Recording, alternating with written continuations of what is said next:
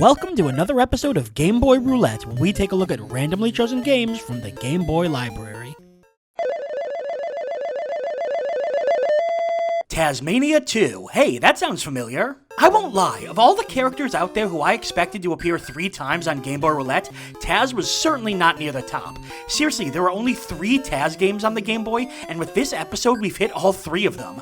As a refresher, Taz is a Tasmanian devil who feuded with Bugs Bunny, then got his own show with an unbelievably catchy theme song and like 500 characters. And there were video games made of him and the show, you know the drill. And while you would expect Taz's games to be entirely focused on action, one of the Game Boy releases was a side-scroller, while the other was oddly enough a top-down exploration game, which really is not the genre you expect to see from Taz.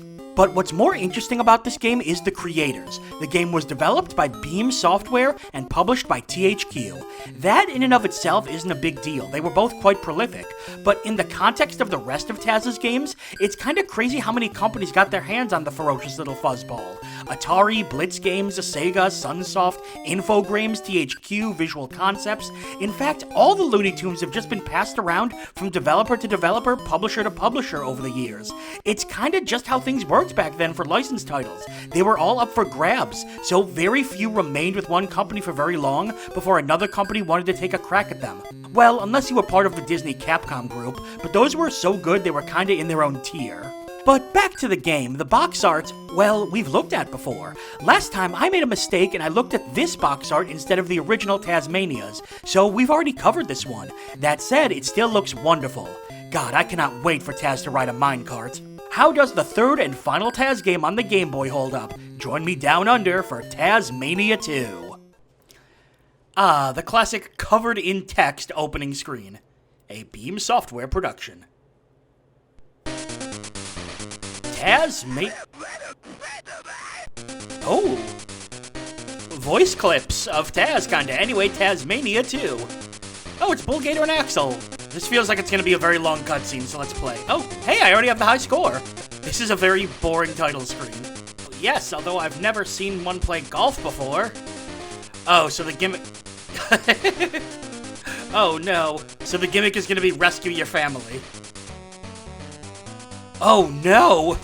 What happened? So the first Taz-Mania game had really good cartoonish animation, and this looks weird.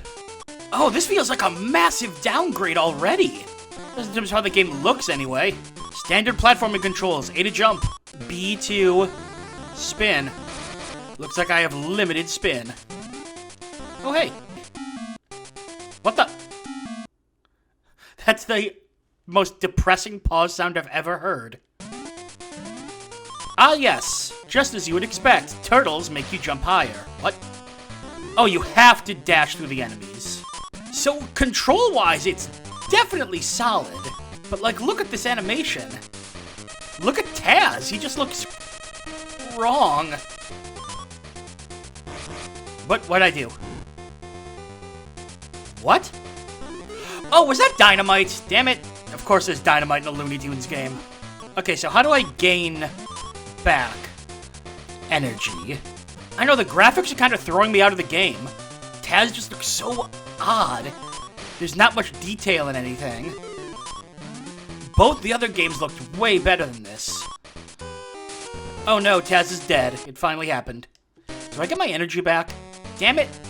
Okay, so this game is doing that weird thing where anytime a sound effect plays, the music dies.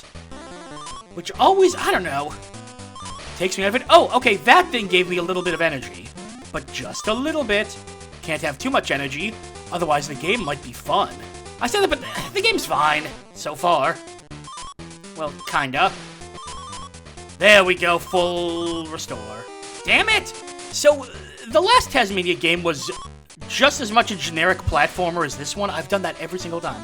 But, it at least looked really nice. You know, they had a very cartoonish art style. This one, I don't know. It's the same gameplay style, but just looks significantly worse. I don't know, in a lot of ways that can kill a game. You want your game to look as good as possible, and obviously, you know, Game Boy. But I feel like if they had leaned more into the cartoonish, this game would look 1,000 times better. I'm not falling for it this time, Scorpion. Special challenge, can Brian ever avoid one of those things? What? Okay, let the record show I was definitely hitting the spin button there. Alright, this time I'm prepared. Hiya! We did it. I don't know, I've certainly played worse than this. The problem is I've also played way better. Yeah, let me just test something. Oh, that does do damage. Okay. Well, now we're in trouble. Also, the jumping is very, very floaty, I'm noticing. It's not a huge deal, because you can still control yourself, but typically you want to be a little, I don't know, a little tighter than this. What if I just do this for the rest of the level? Was that good? That was good. It looked like some form of mango. Oh, come on! The hitbox on that unmoving dynamite is absurd. And again, I haven't been able to... Oh, god damn it. I was gonna say I haven't been able to comment on the music. Aw, poor Taz. Because the music keeps cutting off anytime you do anything in the game. Oh man! I have to start all over. Why can't I just do that? They're very much in love with go down a slope and then make a big jump. That's happened like 5 or 6 times already. This is about as generic a platformer as you can get. It doesn't necessarily mean bad, but the problem is, because it's so generic, it throws everything else into a sharper relief, such as the fact that the game just doesn't look that appealing. Certainly not like bad graphics, but unappealing, I'd say. Again, I keep going back to this, but look at Taz when he stands still. That's just weird. Alright, this time we're gonna speed... Why? Can we do it? Can we do it? Can Taz rescue his golfing dad from the evil, alligators? And there's also the problem that the game just throws things at you from off-screen. Yeah, this game is... not awful, but certainly tilting more towards bad. More tilted than Taz. Let me know if that joke made sense. Alright, clearly Taz should have stopped at 2, or maybe even 1. The first Taz-Mania was a decent platformer with really good graphics, and the Game Boy Color release took a different approach, which was playable but had its flaws. But this game, well, They went with a very standard side-scrolling platformer, and while in general it controlled fine, there were a lot of little problems with it, like the way jumping was just a touch too floaty, or the way you could speed up so fast you wouldn't see a trap coming. But those are the kind of flaws that you could get around by learning the level layouts, and there have been way worse platforming mechanics in similar games. And honestly, even the first Taz-Mania game wasn't exactly perfect playing. But this is one of those games where it's the presentation that really lets it down. The graphics were the big problem. They weren't bad, but they were really unappealing in general. Something about the way Taz looked and animated, the backgrounds, the enemies, every time I started to get into the game, one look at the weird Taz animation just threw me out of it. And the music wasn't bad, certainly unremarkable, but the way that it constantly cut out or got quieter anytime there was a sound effect made it a bit insufferable to listen to. And between the bad presentation of the game and the utterly generic, borderline negative gameplay, there just wasn't a lot of good that this game had going for it.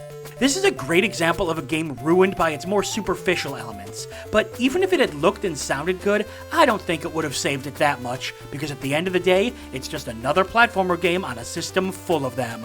But now we can finally put Taz behind us. At least we can until he cameos in another Looney Tunes game. And that's all for another episode of Game Boy Roulette. Make sure to like the video, comment, and subscribe to follow the series as we continue to dig through the Game Boy vault. I'm Brian J, and I'll see you next time.